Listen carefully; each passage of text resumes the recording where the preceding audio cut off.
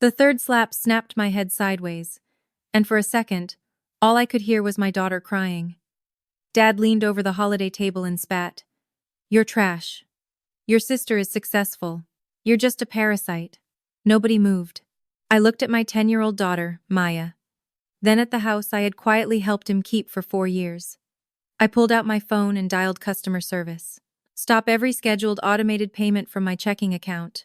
Dad smirked until I added, "Start with this house." An hour earlier, I had still been trying to convince myself we could get through the holiday dinner without an explosion. Dad's dining room in Indianapolis looked almost identical to the way it had when I was growing up. The same dark cherry table, the same heavy wrought iron chandelier, the same credenza, crowded with framed family portraits from across the decades. Maya sat beside me in a forest green knitted cardigan she had picked out herself, carefully picking the candied pecans out of the roasted butternut squash. Across from us, Camille looked polished enough for an Architectural Quarterly profile, which made sense because polished was the brand she had built her entire life around. She ran a high-end commercial design and staging firm, and Dad never missed an opportunity to remind everyone within earshot. He was in the middle of telling Maya about one of Camille's new downtown corporate clients when my phone vibrated softly near my plate. A push notification from the separate checking account I kept distinct from my primary banking reminded me that Dad's $1,380 mortgage auto draft was scheduled for January 4.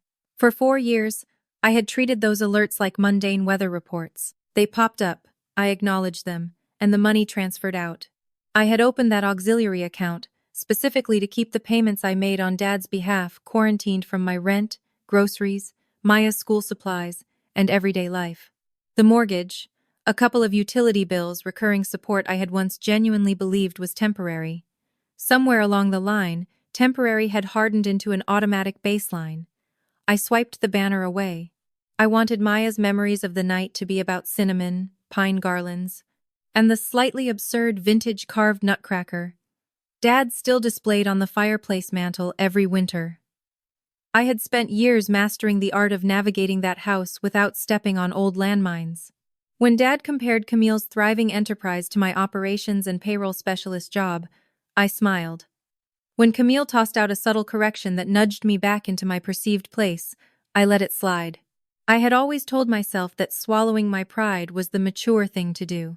Then Camille shifted her focus to Maya. Maya had just finished telling Dad that her 5th-grade teacher had asked the class to write down what career they might want in the future. She explained that she had initially written civil engineer, then crossed it out for wildlife veterinarian, because 10 was simply too young to make a final choice. I chuckled softly. Dad offered half a smile. The air in the room felt light. Camille leaned back against the high-backed chair, her wine glass resting between manicured fingers.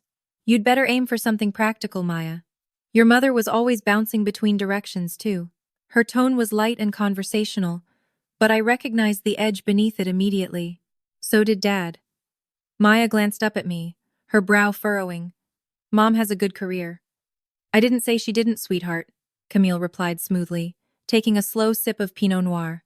"I just mean some people require a lot more help getting steady on their feet than others." A familiar pressure tightened beneath my ribs. "Camille." She ignored the quiet warning. "I'm only saying, Maya, you take after your mom. That can be charming. But you don't want to grow up thinking there will always be someone waiting to bail you out whenever life gets difficult." Maya's expression fell, her shoulders sinking as she stared down at her plate. That was the exact second the old family script stopped being something I could quietly absorb on my own. "Don't speak to her like that," I said, my voice dropping. Camille blinked, performing innocence. "Like what?" "Like she's already marked for failure just because she's my daughter." Dad set his fork down with a deliberate clatter. "Kendra, that's enough." I should have recognized the command and done what I had always done. Smooth the edges, redirect the conversation, finish the meal, drive home stewing in silence, and tell myself it was self-control. Instead, I looked at Maya's bowed head and remembered every single slight I had swallowed over the years under the belief that being strong meant enduring disrespect. "She is 10 years old," I said, looking squarely at Camille. "Leave her out of whatever resentment you carry toward me." Camille's pleasant veneer vanished. "Dad carried you for years.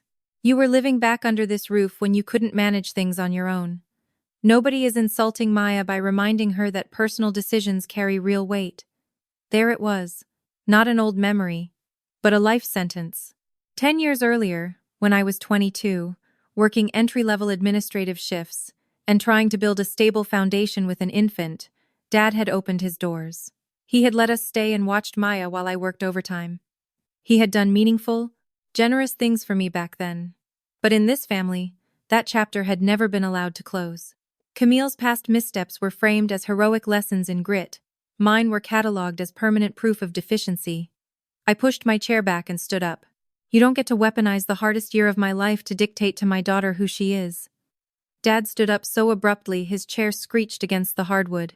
Sit back down. No. The word hung in the air, startling every one of us. Dad glared at me, his face flushing crimson. Do not create a scene and ruin this holiday. I'm not ruining anything, I replied, my pulse pounding. I'm telling Camille to stop belittling my child. Camille parted her lips to interject, but Dad held up a hand without taking his eyes off me. Sit down, Kendra. Maya was staring at me now, her brown eyes glossy with unshed tears. No, I repeated. Dad crossed the distance between our sides of the table in 2 heavy strides. The first slap connected so abruptly that the stinging heat registered before the sharp crack of skin on skin did. My cheek flared. Maya gasped. The second strike struck harder across the other side of my face, knocking my balance off so that my shoulders slammed against the back of the chair, tilting the room around me. The third slap jerked my head violently sideways. Mom! Maya shrieked, bursting into tears. Dad was breathing heavily, his features contorted in a dark, suffocating fury I had never witnessed during all the years I had obeyed him. Then he delivered the words that would echo long after the physical sting subsided. You're trash. Your sister is successful. You're just a parasite. The dining room plunged into absolute silence. There were only 4 of us in that room, but the stillness felt suffocating. Camille stared at Dad in disbelief. Dad stared down at me with hard eyes. Maya stared at my burning face, waiting to see what happened next, when a boundary that should never have been crossed was shattered into pieces. For years, I had believed that being the peacekeeper meant acting as a sponge for everyone else's cruelty. Dad's constant comparisons, Camille's barbed comments, the lingering debt of gratitude I carried because he had once extended a hand. I had convinced myself that as long as I kept the toxicity trapped within myself, Maya would remain untouched by it. But she was sitting right beside me, watching. And I knew with absolute clarity that if I wiped my stinging face, sat back down, and pretended to finish dinner, I would teach my daughter a devastating lesson. That love gave family a license to humiliate you, and that gratitude demanded the total surrender of self-respect.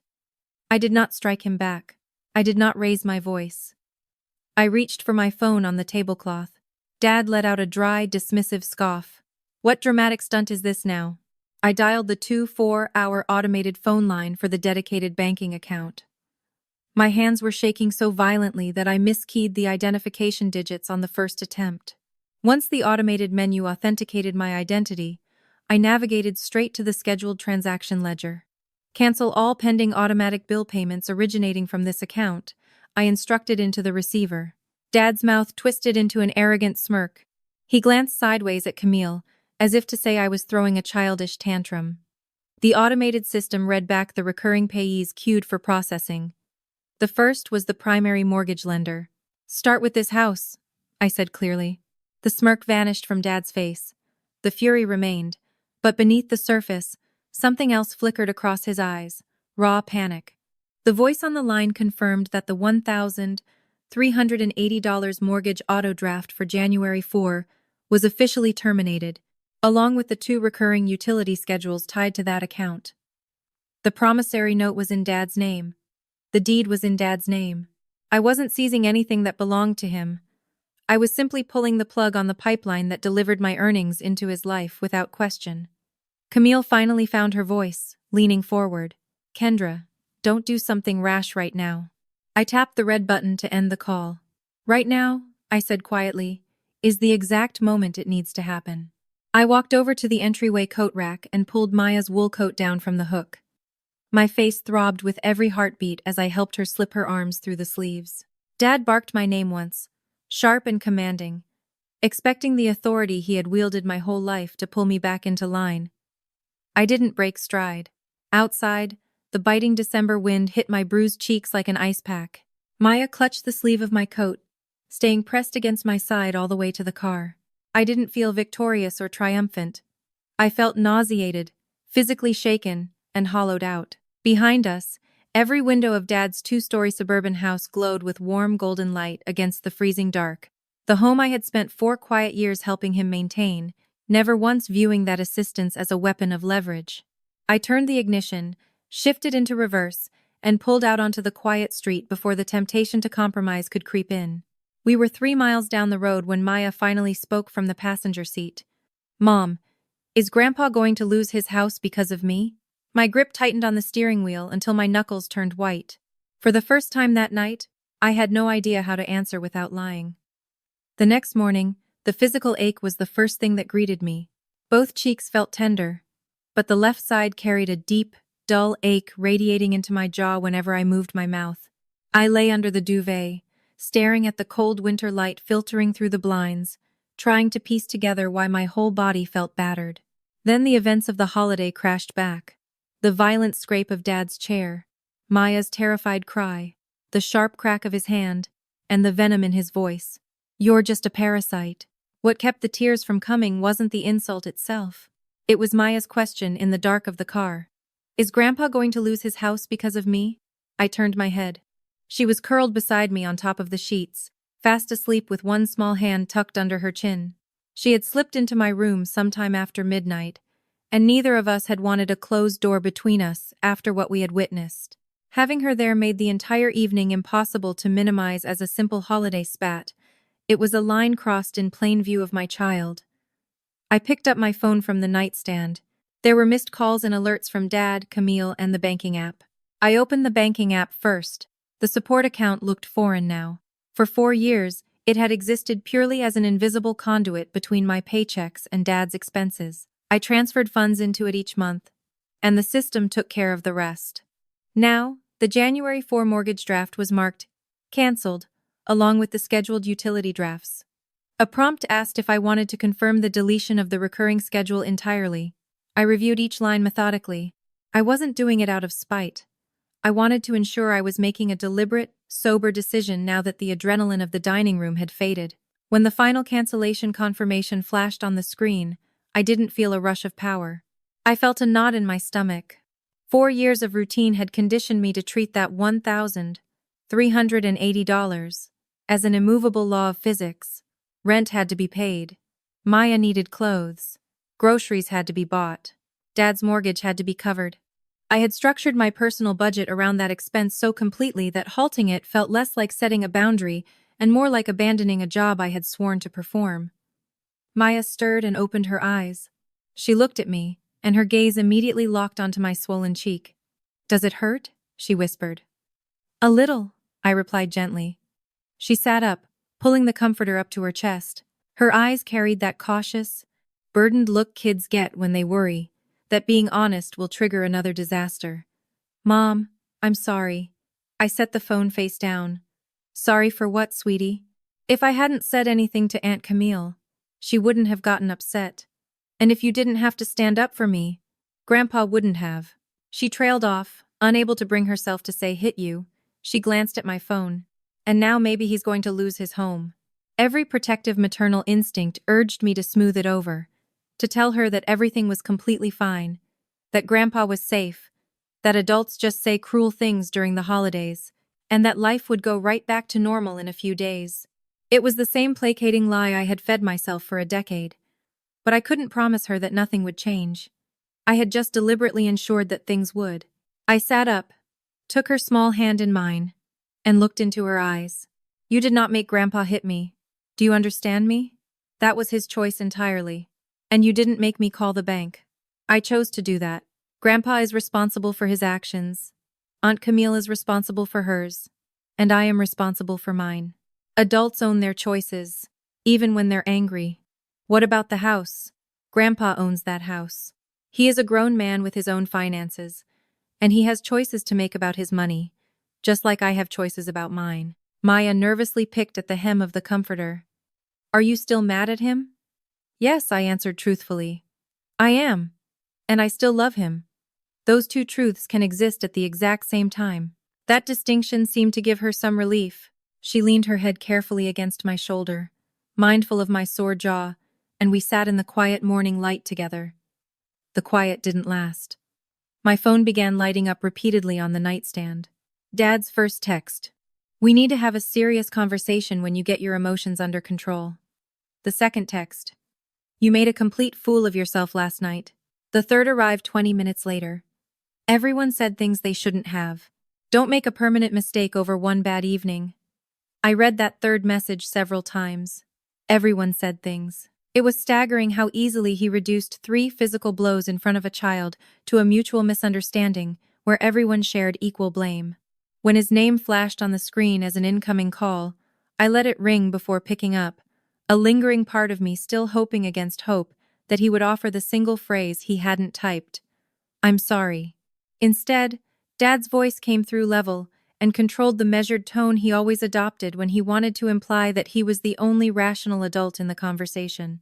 He told me the evening had gotten out of hand.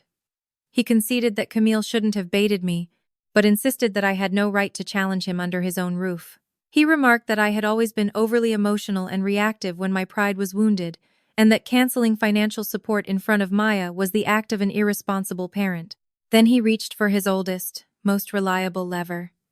He brought up the year I was 22.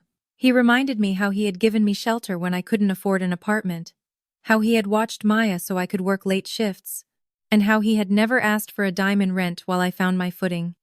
Every single detail was factually accurate. That was why it was so effective. I remembered coming home bone-tired to find Maya fast asleep against his chest, while the television played on low. I remembered bags of groceries appearing in the kitchen when my checking account was down to $14. I remembered him telling me that there was no shame in needing family. For years, I had treated those memories as debts with no expiration date. I remember everything you did for me, I said quietly. Then start acting like it, he replied. The words hit with a cold finality. In the kitchen, I could hear Maya opening the cupboard for breakfast. I am not debating this with you while you pretend last night was just a heated argument, I said. Dad let out a heavy, irritated sigh. I am your father, Kendra. And you struck me 3 times in front of my 10-year-old daughter. A thick silence stretched between us. I waited for an apology. He waited for the silence to make me uncomfortable enough to cave. I didn't say a word. You need time to cool off, he muttered, and hung up. Camille waited until the afternoon to reach out. Her strategy was completely different.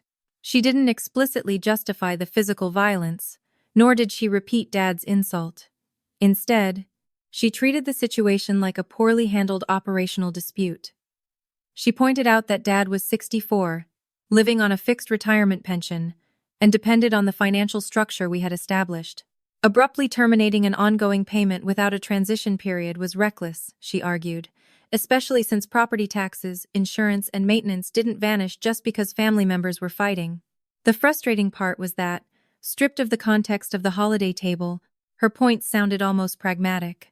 If an acquaintance told me they had agreed to help cover an aging parent's mortgage and then canceled it overnight after an argument, I might have questioned the lack of a transition plan too. But no acquaintance would have omitted the detail of that parent physically assaulting them for defending their child. Camille repeatedly referred to the mortgage as your agreement with Dad. That phrase gritted against my nerves every time she uttered it. There had never been a formal agreement. Dad had never given me an end date. 4 years earlier, I had stepped in because his retirement transition was tight, and I wanted to repay his past generosity. I remembered saying, "Let me take care of the mortgage for a while." Somewhere along the way, for a while had turned into an entitlement. Entitlement had turned into duty. And Camille, the shining beacon of success Dad held over my head, had never once offered to step in and shoulder it herself. I'm not asking you to take sides, Camille said toward the end of the call. I'm asking you not to drag family grievances into an older man's financial stability. A dry laugh almost escaped me. Dad dragged them together the second he called me a parasite in a house my paychecks were maintaining. Camille paused, then replied that I was clearly too angry to see reason and should wait before making any final moves. I already made the only move I'm making, I said. The automatic transfers are canceled. After hanging up, I drafted a single text and sent it to both of them. I will not step foot in Dad's house while he insists that what happened was a mutual disagreement. I will not bring Maya there. And I will not discuss restarting any financial payments while he refuses to take accountability for laying hands on me. Dad didn't reply. Camille sent back a single line. You are blowing this completely out of proportion. I chose not to file a police report. That was my personal choice, not an admission that what Dad did was acceptable. Then came the silence. It should have brought immediate peace, but over the next few days, I found myself instinctively checking my phone every time I woke up, every time I stepped away from my desk at work, every time Maya went quiet in the car. I kept bracing for Dad to call and genuinely apologize. I kept waiting for Camille to admit she had crossed a line with Maya. I kept hoping the healthy family dynamic I longed for would magically materialize if I just waited long enough. Nothing came. New Year's Eve came and went. The deep bruising on my face began to yellow and fade, but the old internal conditioning lingered. Twice I opened the banking app and hovered over the option to reinstate the recurring payment. Twice I forced myself to close it. On the night of January 3, after tucking Maya into bed, I logged in one last time. The canceled status for January 4 sat on the screen, resolute. For the first time in 4 years, Dad was going to wake up in the morning and realize that $1,380 was not arriving from my account. January 4 came without any dramatic alarms. No siren blared. No banking alert declared that a sacred family obligation had been violated. I got Maya ready for school, packed her lunchbox, scraped the frost off my windshield, and commuted to my office through the gray Indianapolis traffic, fighting the urge to check my phone at every red light. The mundane rhythm of the morning made the previous week feel almost surreal. At 9:17 a.m., while I was reconciling quarterly payroll ledgers, Dad's name lit up my screen. I let it ring out. My chest tightened at the sight of his contact, but I refused to respond to manufactured urgency simply because he had finally decided to feel it. 10 minutes later, he called back and left a voicemail. His voice was tightly controlled, but the strain was obvious. He stated that the mortgage payment had failed to process from my account, and that he had been forced to transfer money from his personal checking and secondary savings to cover the $1,380. He hit that word forced heavily, as though I had reached into his wallet and stolen cash. He added that there would be no late penalties or immediate crises because he had handled it. That should have been a relief. Instead, the fact that he was able to cover it instantly made me realize how thoroughly I had stopped asking obvious questions. For 4 years, I had covered his primary mortgage because he claimed retirement was tight. I had never once asked whether tight meant impossible, slightly uncomfortable, or merely less luxurious than he preferred. At lunch, I listened to the voicemail again from my car. Underneath the frustration, there was a different note. Resentment at having to feel the weight of his own overhead. I dialed his number. He picked up on the very first ring. "So you're actually going through with this?" he demanded. "I told you I was. This isn't some holiday spat anymore, Kendra. This is the house." The weariness in his voice took some of the edge out of mine. He wasn't grandstanding for Camille now. There was real anxiety there. And I hated how easily it pulled at the part of me that remembered him younger. Cooking breakfast on Saturday mornings while I slept off an overnight shift. That house wasn't just lumber and a mortgage balance. It was the hallway where Maya took her first wobbly steps. It was the sofa where Dad sat up all night holding her when she had a fever so I could rest before work. It was the front steps where I had wept the afternoon. I signed the lease on my first independent apartment, terrified that my independence would crumble. I could be furious at his actions and still grieve the idea of that place slipping away. Dad must have sensed my hesitation, because his tone softened into persuasion. He said he understood I was upset, but anger didn't erase fixed expenses. Pension checks didn't magically increase because of a family argument. Property taxes, insurance, winter heating bills, those costs didn't stop. He reminded me that I was fully aware of all of that when I offered to help. I looked out at the rows of parked cars in the office lot and tried to separate emotional guilt from basic math. "If money is that tight," I asked, "what happened to your retirement budget?" The tone on the other end shifted instantly. For a man who had spent my childhood preaching that numbers don't care about feelings, Dad sounded deeply offended to be asked about figures. He claimed his pension covered what it covered, and that the past few years had brought unexpected expenses. When I asked for specifics, he cited the new water heater from 2 winters ago, rising property taxes, and general inflation. Those were all plausible expenses. None of them explained why a single canceled $1,380 draft sounded like the brink of insolvency. "I'm not asking for an audit of your life," I said. "I'm trying to understand why my payment is the only thing keeping the roof over your head." "You agreed to take care of it," he countered. "That's not an explanation. It's the only one that matters." My jaw clenched. There it was again. The arrangement was treated as its own moral imperative. I had paid yesterday, so I had to pay tomorrow. Dad reiterated that he had covered the bill himself this month to prove he wasn't helpless, but warned that he couldn't keep shuffling his savings around just because I had hurt feelings. I replied that I had never asked him to shuffle anything. I had simply stopped rearranging mine. We ended the call without shouting. That made it heavier. His unease felt genuine, and genuine vulnerability was far harder to turn away from than outright cruelty. That evening, Maya asked if Grandpa had called. I told her yes, and when she searched my face for distress, I kept my explanation simple. The house was fine, Grandpa had paid the mortgage himself, and nothing was falling apart overnight. Her shoulders relaxed. Mine stayed tight. Camille called after dinner. For the first time, she skipped the scolding. She sounded brisk and professional. She noted that Dad had managed the payment this month, but insisted this couldn't turn into a monthly scramble. She suggested I resume covering the mortgage for 60 or 90 days, while everyone figured out a long-term plan. "Everyone figures it out" sounded remarkably like "you pay while we think." "Why don't you cover it for those 60 days? I asked. A pause hung on the line. Then Camille launched into an explanation about how corporate revenue isn't liquid cash in a personal account. Her firm had vendor deposits, office leases, payroll obligations, client retainers, and tax reserves that had to remain untouched inside the LLC. She couldn't just pull $1,380 out whenever family needed it without risking business operations. I understood that logic completely. I worked in corporate payroll and operations daily.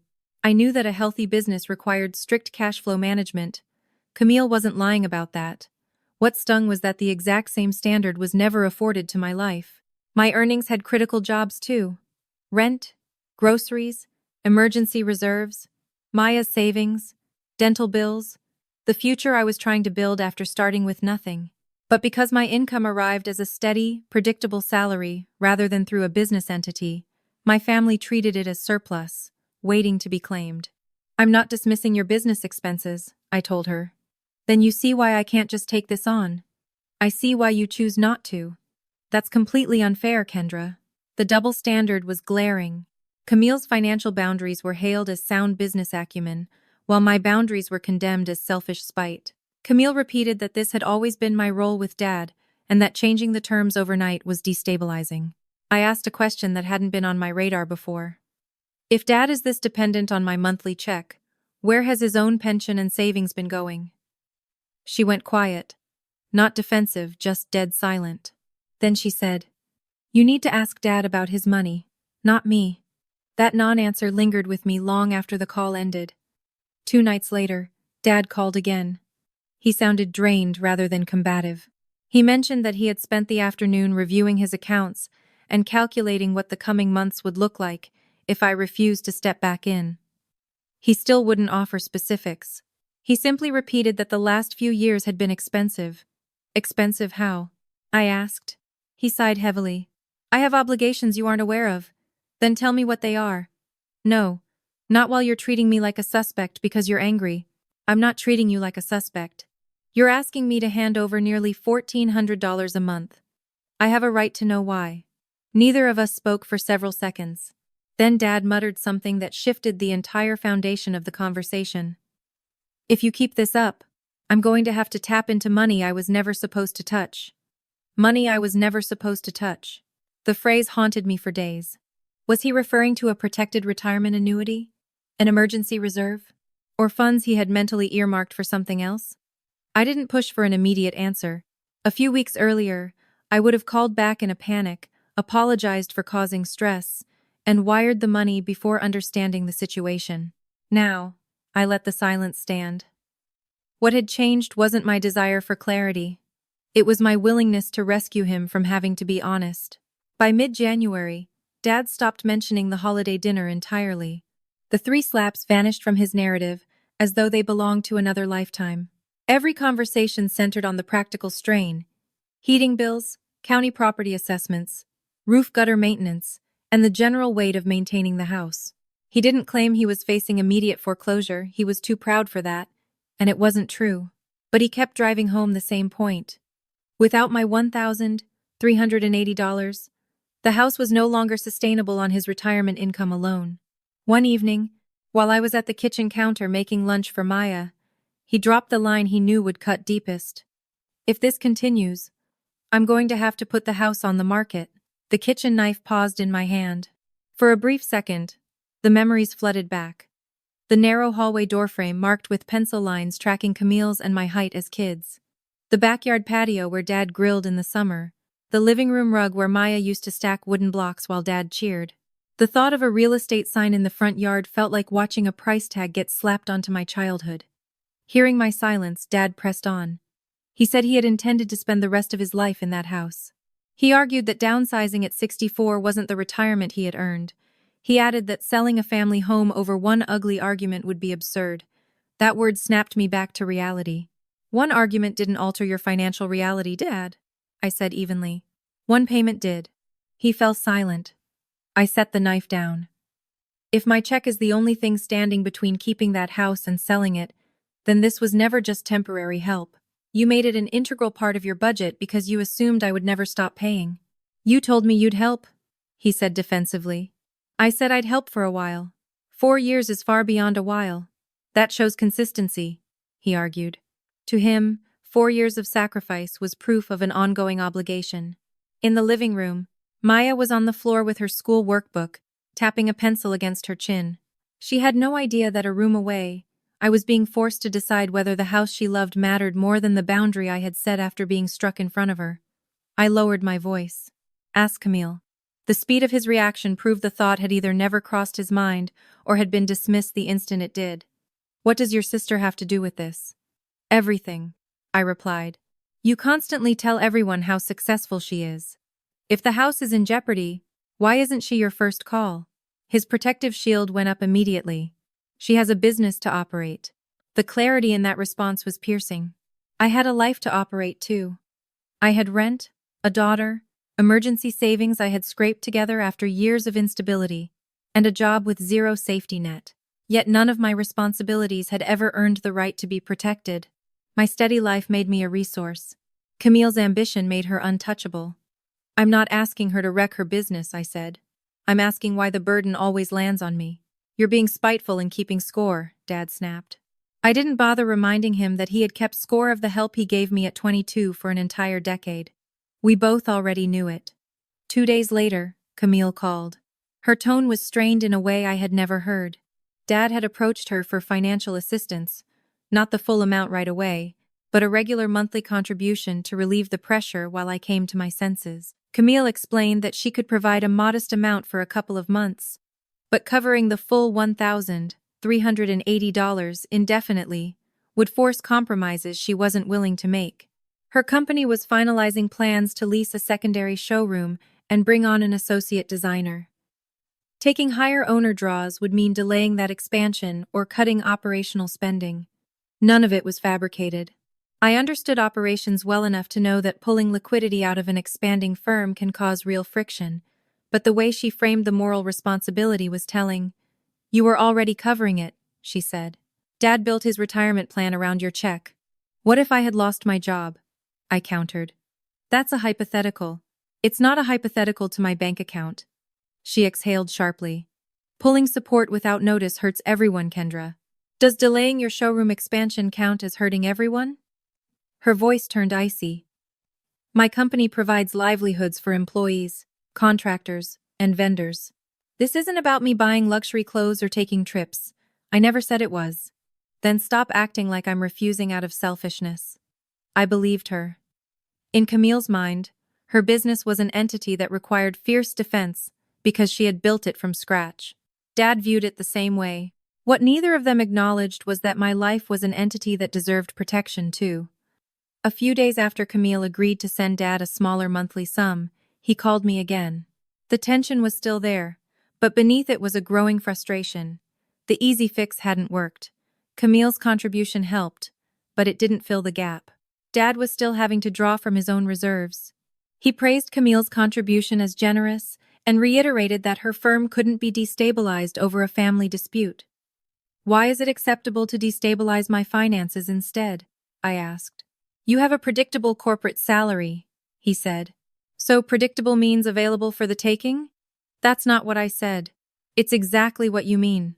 Dad began rattling off the overhead. Camille managed commercial leases, payroll taxes, project retainers. Then, almost carelessly, he added, "Besides, she had a couple of brutal years recently, and I had to help her weather that storm." The sentence slid out so casually he almost moved past it. I stopped him. "What do you mean you had to help her weather it?" He tried to backtrack immediately, saying all growing businesses face turbulence and that Camille had taken calculated risks. I stood motionless beside my desk, the receiver pressed tight to my ear. I thought about the holiday dinner, the boasts about Camille's success, the 4 years of drafts leaving my account, without anyone asking if they hindered my own future. "How much did you give her, Dad?" He went quiet for a long moment. When he spoke, his defensive tone had given way to something guarded.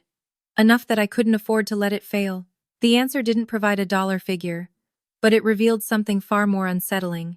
The intervention hadn't been a minor gift.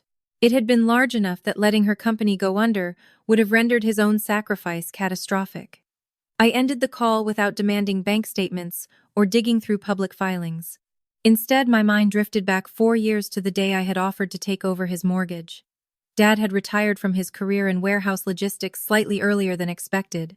He had a solid pension, but the transition made him anxious. He constantly worried aloud about property taxes, utility spikes, and home repairs. By then, I was doing well. My salary had increased. Maya was thriving in school, and I had finally built a modest emergency cushion. I remembered standing in his kitchen while he sorted the mail and saying with genuine pride, "Let me handle the mortgage for a while." He had looked at me with quiet relief and asked if I was sure. I told him I was, wanting to express gratitude for how he had supported me at 22. There were no stipulations, no formal contracts, no repayment terms, and no defined end date. I had offered a monthly payment. Somehow, along the way, I had also handed him the authority to decide when my gratitude was officially paid in full. A few days later, Dad called and tried to reframe the debate. His house was his asset. If he chose to assist one daughter at a specific point in her career, that didn't grant the other daughter the right to interrogate his financial history. "I agree with you completely," I said. "Your money is yours." He paused, anticipating the caveat. "And my money is mine," I finished. He found that impossible to accept, arguing that family shouldn't operate like disconnected balance sheets. It was remarkable how quickly that philosophy emerged only when the account in question belonged to me. When his own money was involved, privacy was paramount. When my money stopped flowing, familial duty became mandatory. The next piece of the puzzle came from Camille. She called one evening after Maya had gone to bed, eager to assure me that her business was fully stable now. She explained that 2 years prior, she had expanded too quickly, leasing a massive showroom space, hiring staff ahead of confirmed revenue, and taking on large commercial projects that experienced significant billing delays. Supply costs had soared simultaneously. The firm wasn't fundamentally flawed, but it had faced a severe, immediate liquidity crunch. Dad had stepped in. Camille spoke about it without hesitation, believing he had simply done what any capable parent would do. She emphasized that she had used the lifeline to restructure, eliminate waste, and secure profitable new contracts, and that she had repaid portions of the money whenever cash flow permitted. I didn't doubt her recovery. I knew she was skilled at her trade and worked long hours. What struck me was how the concept of failure was treated between us. When Camille faced a crisis, it was treated as an operational hiccup. She took a bold risk, hit a rough patch, received family support, adapted, and emerged stronger. The narrative moved forward. My rough patch at 22, on the other hand, had been fossilized into my permanent identity. 10 years later, Dad could still summon that year at the dinner table to define my worth. Camille's stumble was proof of resilience. Mine was treated as a character defect. When I spoke with Dad next, I didn't accuse him of favoritism. I simply challenged the rule he was operating by. He insisted Camille's situation had been different because a commercial firm had staff, contractual liabilities, and significant future enterprise value. I pointed out that at 22, I also had a future, even if it came wrapped in single parenthood and a modest hourly wage. "Don't compare apples to oranges," he said. "You spent my entire life comparing us," I replied. At dinner, "You compared us in the same breath before calling me a parasite." Now that the comparison isn't flattering, suddenly the rule changes. When I asked again how much capital he had poured into her firm, he refused to answer, accusing me of trying to audit his life. "I don't need your account passwords," I told him. "But if you expect my paycheck to stay involved, you don't get to tell me the reasons are none of my business." Over the following week, his calls grew fewer and more cautious. The financial reality hadn't changed.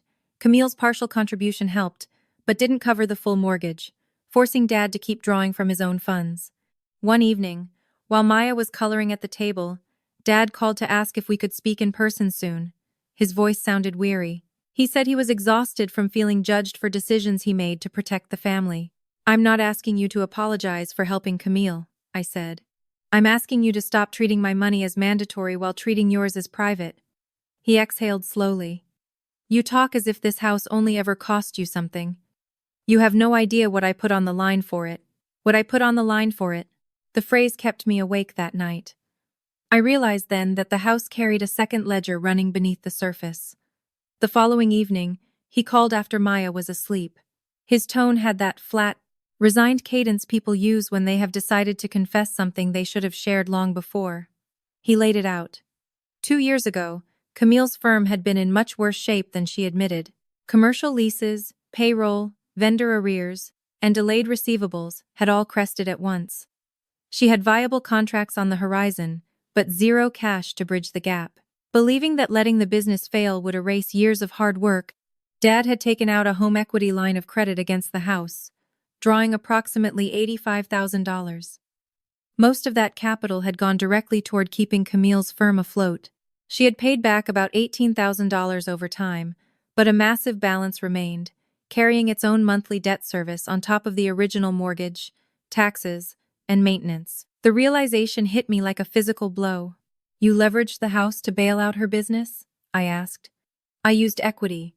I spent 30 years building," he answered defensively. "It was my asset." That was true. It was his asset and his decision.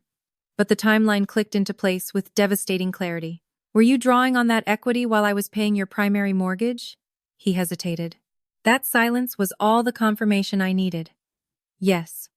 For 2 full years, I had diligently sent $1,380 every month toward his first mortgage, while Dad used his freed-up pension and savings to service the debt he had incurred to save Camille's business. My checks hadn't gone directly to Camille's bank account, but they had created the financial room for the bailout to exist. I was subsidizing Dad so Dad could subsidize Camille. I sat down at the kitchen table, my knees suddenly hollow. The holiday memory surged back with violent clarity. His hand across my face, Maya screaming, his voice snarling. "Your sister is successful. You're just a parasite." The success he had used to humiliate me had survived in part because he had shielded it from the full brunt of failure. And he had been able to provide that shield because I had quietly absorbed one of his largest monthly living expenses. Camille deserved credit for restructuring her company and saving her livelihood. I had no desire to diminish her hard work, but she had been granted a safety net I was never allowed to see. Her crisis was treated as an event to be solved. My past was treated as a moral failing to be punished. Dad rushed to justify it, saying Camille had immense potential and that since I was already financially steady, everyone was simply contributing according to their ability.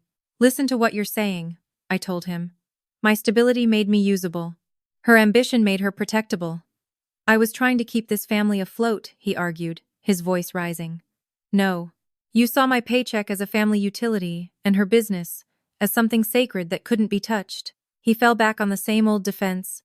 He had helped me at 22, never asked for a dime, and family couldn't be reduced to equal ledgers. The difference was what happened afterward. Camille took his help, recovered, and was crowned the family success story. I took his help, recovered, built an independent career, raised Maya, saved money, and spent 10 years being introduced through the lens of my hardest year. At the dinner table, he hadn't said Kendra needed help once. He had called me a parasite in the present tense. Dad explained that the remaining balance on the home equity line, combined with the primary mortgage and property upkeep, meant that losing my monthly check turned a manageable retirement into a steady monthly drain on his savings. He wasn't facing immediate ruin. He was simply facing the true cost of his own choices without my salary absorbing the impact. Then he made what sounded like a reasonable compromise. Restart the mortgage payments for just 3 or 4 months. Give me time to adjust my budget, cut back expenses, and figure out how to manage the line of credit without draining my savings. Just temporary. Then I'll take it from there. A month earlier, I would have agreed before he finished speaking. Even now, the offer tempted me. It was temporary. It gave him breathing room. It didn't force me to forgive the physical assault or bring Maya back to the house. I could tap a few buttons on my phone, transfer the money, and relieve the pressure for everyone. That was why it was so dangerous. The original arrangement had started out as temporary too. I need the night to think, I said. He sounded almost relieved, convinced that needing time meant I was finally returning to my assigned role. After hanging up, I sat in the dark of the kitchen. Dad had used the house to cushion Camille's fall, while I had used my income to cushion his. Camille's company had survived because she was capable and because she had been given the space to recover. My stability had helped finance that space without my knowledge. And throughout it all, I had remained the designated dependent who owed a lifetime of deference. I checked in on Maya. She was sleeping peacefully on her side. I remembered her fearful question. Is Grandpa going to lose his house because of me? I had told her that adults must own the consequences of their actions. The choice I made in the morning wouldn't just dictate whether a payment left my bank account. It would show Maya whether personal boundaries were real principles or just temporary stances abandoned as soon as guilt became too heavy. The next morning, I called Dad before second thoughts could take root. I'm not restarting the mortgage payments, I said clearly. A long, heavy pause followed. I told him I wasn't demanding repayment for the past 4 years, nor was I asking for equity in the house or holding any claim over the line of credit. I wasn't even judging him for choosing to save Camille's firm. Those were his decisions to make. But the arrangement that drew funds from my account every month was officially over. His initial reaction was pure fury. He accused me of punishing him for helping my sister, of demanding the truth only to use it as a weapon, and of proving that he had been right to keep his finances private all along. A month earlier, those accusations would have sent me into a spiral of people-pleasing defense. Instead, I kept my voice perfectly calm. You had every right to borrow against your house to help Camille, I said. And I have every right to stop using my salary to make that choice painless for you. Family is supposed to support one another, he spat. I did. For 4 solid years. When he realized I wasn't backing down, the anger turned back into cold practicality. He said he would have to pull more from his savings, delay necessary home maintenance, and evaluate how long he could afford to hold on to the property. I hated hearing the strain in his voice. I hated knowing that a few taps on my phone could make that strain disappear. The fact that I could still easily afford the $1,380 made the boundary harder, not easier. My salary was secure, my savings were intact, and I could have quietly restored the transfer before noon. I chose not to. That evening, Maya found me folding laundry in the living room and asked if Grandpa was still angry. I set down a folded shirt. I decided that I'm not going to pay Grandpa's mortgage anymore, Maya. Her face tightened with worry. Is he going to lose the house? Not because of you, I said gently. And not today. Grandpa has his own money and his own choices. He might decide the house costs more than he wants to spend, but that is a grown-up decision about his life. She looked at her socks. Do you still love him? The simplicity of the question cut straight to the core. Yes, I do. Even after what he did? Yes. Loving someone doesn't mean you let them mistreat you. She thought about that for a long moment, then rested her head against my arm. I wrapped my arm around her, feeling a knot of tension release in my chest. For most of my life, love and obedience had been so thoroughly intertwined that I had mistaken one for proof of the other. Maya was 10, and I wanted her to understand the difference far earlier than I had. Over the next few weeks, Dad stopped acting as though my compliance was inevitable. His updates became brief and matter-of-fact. He paid the primary mortgage from his own accounts. He serviced the home equity balance. He moved cash reserves into his household checking account and began scrutinizing line items he had ignored for years. And despite all my lingering anxieties, the world didn't end. The utilities stayed connected. The mortgage remained current. The house didn't slide into foreclosure. What changed was that the true cost of his lifestyle now sat squarely on his own shoulders. The next turning point came during a three-way call Dad arranged with Camille and me. He sounded exhausted rather than dramatic. He informed Camille directly that he could not act as a financial backstop for her upcoming showroom expansion. If she moved forward, she would have to do so without relying on him if cash flow tightened, because his sole priority had to be preserving his retirement funds for the house. Camille fell silent. It was the exact same stunned pause I had experienced when Dad first treated my mortgage payments as an entitlement. She argued that the expansion was calculated and that the company was much stronger now. Dad told her he believed her, but simply couldn't promise capital he might need to survive. "I'm not asking you for money today," Camille said tightly. "I know," Dad replied. "I'm telling you not to build a business strategy that assumes I'll have it tomorrow." The shift was unmistakable. For the first time, Camille was facing the reality that someone else's future couldn't serve as her private insurance policy. Her firm didn't collapse, but the calculus changed. She would have to scale at a pace her business could genuinely support. She still directed part of the blame at me, claiming none of this would have happened if I had honored our original arrangement. "I didn't take Dad's safety net from you, Camille," I said quietly. "He needs it for himself now." 2 nights later, Dad sent me a text containing a single number: $16,560. A second message followed. That was 12 months of the mortgage payments I had previously covered. He had run the projections again. Without someone else absorbing that annual cost, keeping the property long-term meant steadily depleting the savings he needed for his later years, while servicing the remaining business debt. At this rate, he wrote, "I have to decide whether keeping this house is worth what it's costing me." A few days later, Camille called from her design studio.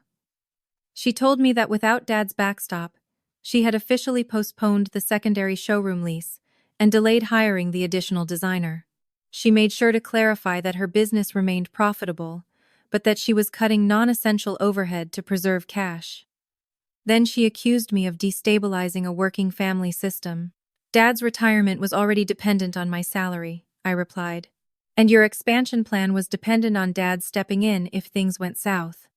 The vulnerability existed long before I touched anything. My checks just made it invisible." "Families make plans around commitments," she insisted. Helping Dad for 4 years was never a contract to finance every choice built on top of that help. A week later, Dad tried an emotional appeal, calling on a Sunday to reminisce about the house, how Camille and I grew up there, how Maya took her first steps in the living room, how every major holiday had unfolded within those walls. That evening, after dropping Maya off for a playdate, I drove past his street. I parked across from the house with the engine off. The house looked smaller than it did in my memories.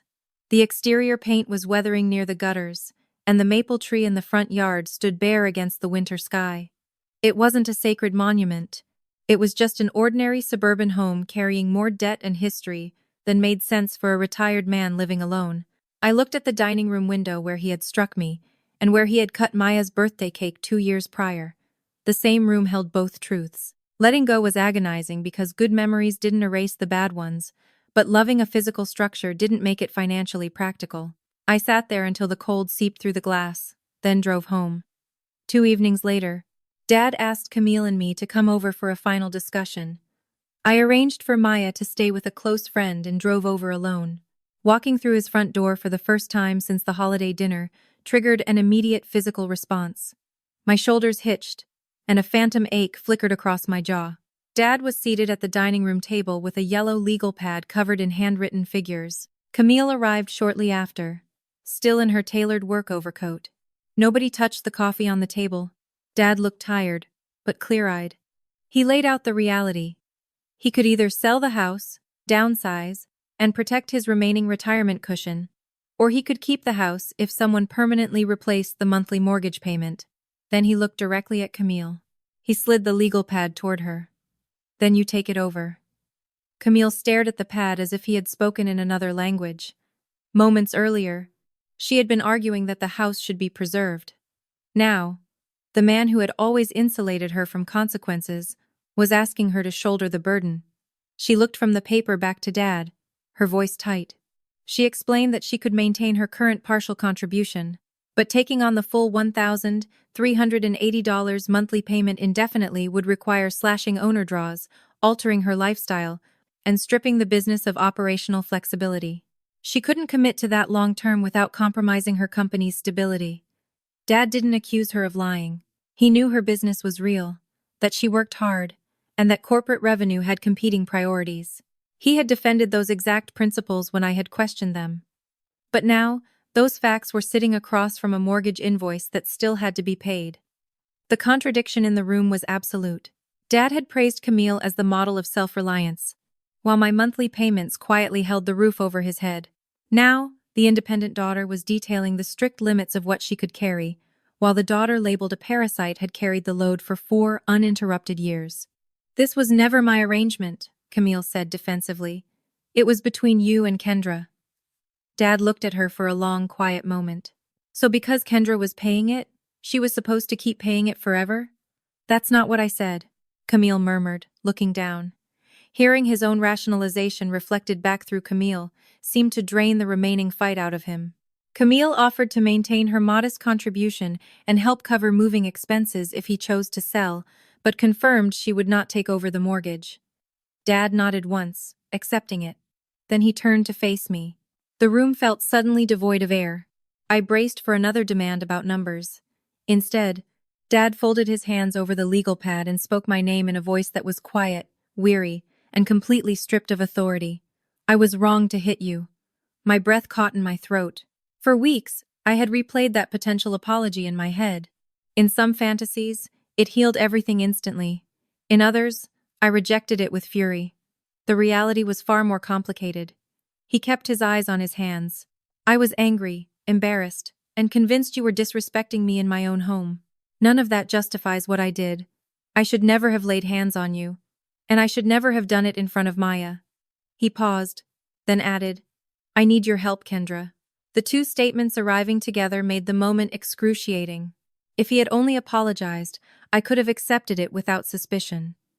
If he had only asked for money, I could have refused without second-guessing myself. But coming intertwined, love and financial obligation felt tangled in the exact way that had governed our family for decades.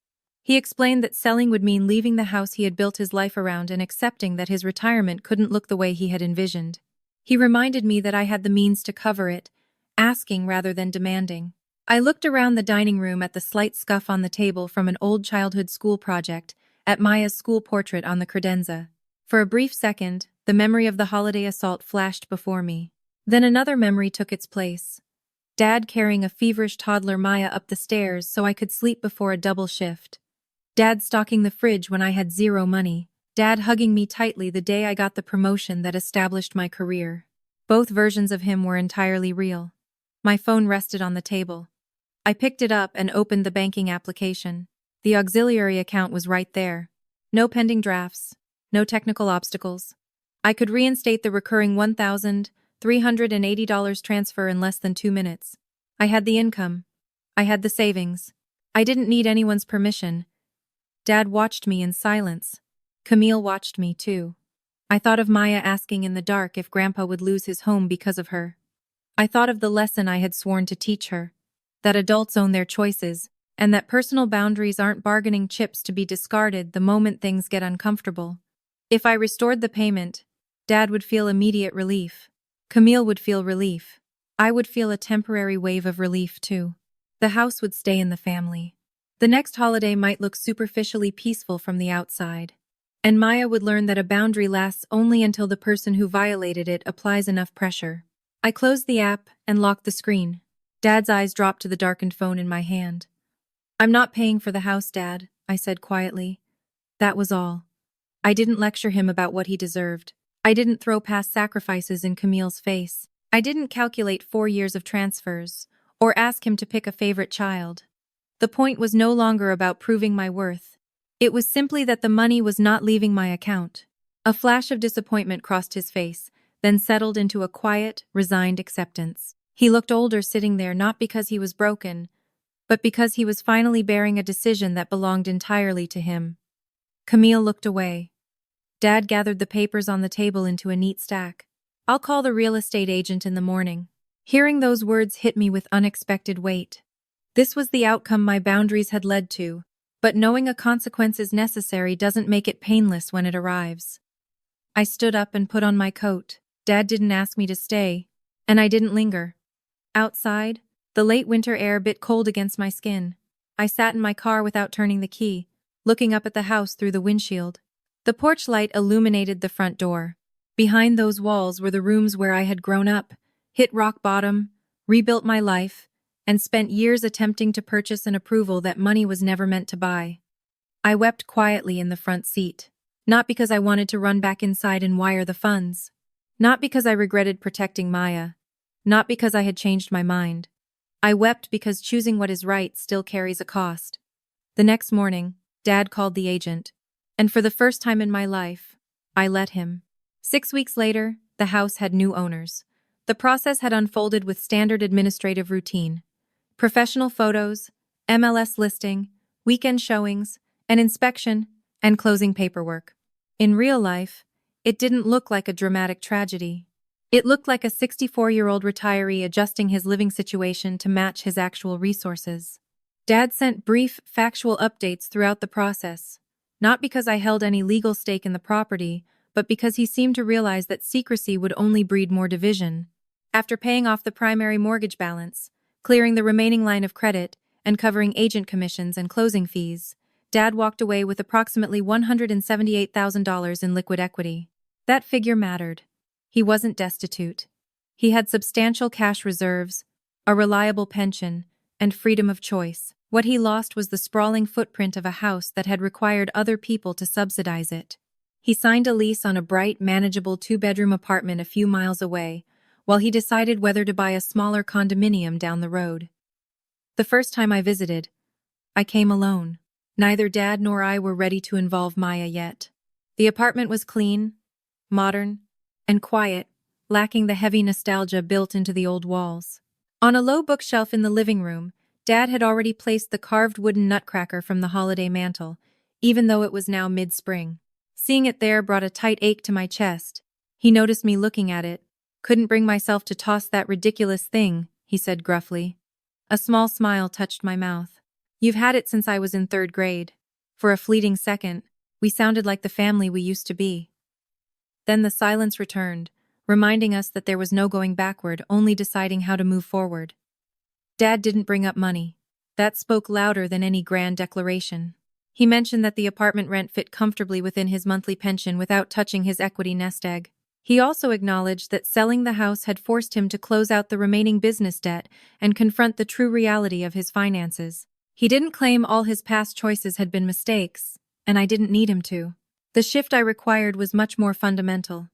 He could no longer make unilateral financial decisions and assign the invoice to me. Before leaving, I outlined the non-negotiable boundaries for rebuilding a relationship with Maya. He would never lay hands on me again.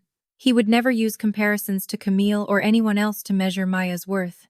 And financial obligations would never be the admission fee for staying in our lives. Dad listened quietly, with his hands resting in his lap. "I understand," he said. I didn't declare that all was instantly forgiven, nor did I schedule a visit for the following weekend. Rebuilding trust wasn't an automatic transaction that resumed the moment the right words were spoken. But for the first time, Dad understood that being a father and grandfather was a relationship to be nurtured with respect, not an entitlement guaranteed by title. Camille and I met for coffee a few days later. I had initially hesitated, but decided to go to see if we could interact without Dad's housing finances dominating the space between us. She looked tired, but composed. Her firm remained fully operational. She had officially delayed the showroom expansion and chosen to pursue slower, organic growth for the fiscal year. She had retained her staff, trimmed discretionary budgets, and abandoned the rush to scale immediately. She admitted it was frustrating, but conceded that the company was entirely stable, without the extra overhead. That was the outcome she had once treated as impossible, not disaster, just disciplined restraint. For the first time, she didn't blame me for the adjustment. She shared that losing Dad as an informal credit facility had forced her to evaluate business risk through a much sharper lens. If she expanded in the future, it would be through conventional commercial financing that the firm's cash flow could safely support on its own merits. I didn't gloat or lecture her. I had no interest in claiming victory. She stirred her latte for a long moment before looking up. I still think that holiday dinner could have gone differently. The old urge to litigate every detail flared briefly in my chest, then dissolved. So could you, I said gently. She gave a small, quiet nod. It wasn't a formal apology, but it was more authentic communication than we had shared in years. By then, Maya knew the house had been sold. I had waited until the closing was finalized, before telling her, wanting to spare her the anxiety of tracking every showing and offer. One Saturday afternoon, while we were unpacking groceries in our kitchen, she paused with a carton of oat milk in her hands. "Is Grandpa sad in his new apartment?" she asked. "I think he misses the old house," I replied honestly. "Do you?" "A little," she said, looking up. "Then why didn't you keep paying for it?" Her tone carried no fear now, only genuine curiosity. I closed the refrigerator door and leaned back against the counter. Because missing something from the past doesn't always mean it's healthy to keep it exactly the way it was. Maya processed that in silence. "I miss Grandpa too." "I know, sweetie. Are we going to see him again?" "In time," I said. "If he keeps showing us that he respects the boundaries we need." She nodded thoughtfully, then asked if she could have the remaining fruit bar from the pantry. 10-year-olds have a beautiful way of asking profound, heart-wrenching questions and then seamlessly returning to their afternoon snacks. I handed her the bar and watched her unwrap it at the table. There was no sudden cinematic reconciliation in the weeks that followed. Dad called occasionally. I answered when it felt right. In late spring, Maya spoke to him on speakerphone while I sat nearby. The call was brief and simple. He asked about her science project, didn't mention Camille, didn't preach about what career paths she should choose, and didn't ask her to lobby on his behalf. It was a modest, guarded step forward, the only kind built to last. One evening near the start of summer, I logged into my banking portal to transfer money into an index fund. The secondary checking account was still there, mostly dormant now. For 4 years, that screen had displayed Dad's mortgage like a permanent deduction from my life. Every month, $1,380 had vanished, before I could even consider what else it might build. Now, the ledger was blank. In the first weeks after the holiday dinner, that empty space had felt like hot anger. Later, it felt like a hollow ache of guilt. Tonight, it simply felt like peace. I set up a larger recurring monthly transfer into my personal emergency reserve and another automated deposit into Maya's dedicated college fund. Nothing extravagant, no celebratory splurges, just my own hard-earned income remaining inside the life I was responsible for building, rather than quietly subsidizing choices I had no say in. In the next room, Maya was humming off-key while finishing her homework. I looked at her through the doorway and thought back to the question that had weighed on us since that frozen December night. Was Grandpa going to lose his house because of her? No. Dad had sold a house because the numbers were unsustainable once everyone was required to bear the true cost of their own lives. Camille had postponed an expansion because growth takes on a very different meaning when the downside belongs entirely to you. And I had let go of something heavy too. The illusion that if I just gave enough, stayed compliant enough, and swallowed enough disrespect, my family would eventually decide I had finally repaid the debt of once needing their help.